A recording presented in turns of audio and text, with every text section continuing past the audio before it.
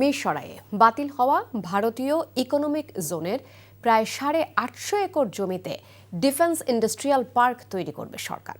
প্রধান উপদেষ্টার সভাপতিত্বে বেজার গভর্নিং বডির সভায় এই বিষয়ে নীতিগত সিদ্ধান্ত হয়েছে। রাজধানীর ফরেন সার্ভিস একাডেমিতে ব্রিফিংয়ে বাংলাদেশ অর্থনৈতিক অঞ্চল কর্তৃপক্ষের নির্বাহী চেয়ারম্যান চৌধুরী আশিক মাহমুদ বিন হারুন জানান, বাংলাদেশের সাথে সৌহার্দ্যপূর্ণ সম্পর্ক রয়েছে এমন দেশগুলোর বিনিয়োগ নিয়ে আলোচনা চলছে। এছাড়াও চট্টগ্রামের আনোয়ারায় একটি ফ্রি ট্রেড জোনের বিষয়ে সিদ্ধান্ত হয়। এর ফলে কাস্টমসের বাধ্যবাধকতা থাকবে না। দেশি বিদেশি যে কেউ ইম্পোর্ট করার পাশাপাশি এখান থেকে রি-ইম্পোর্টও করতে পারবে।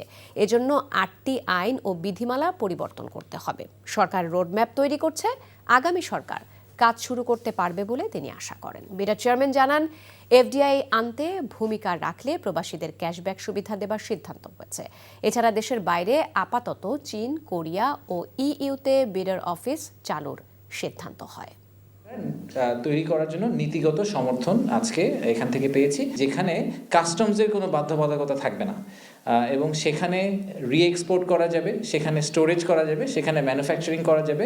মিরসরাইতে আমরা প্রায় 850 একর জমিকে আজকে থেকে ডিফেন্স ইন্ডাস্ট্রিয়াল জোন হিসেবে এখন থেকে ইয়ারমার্কড হবে।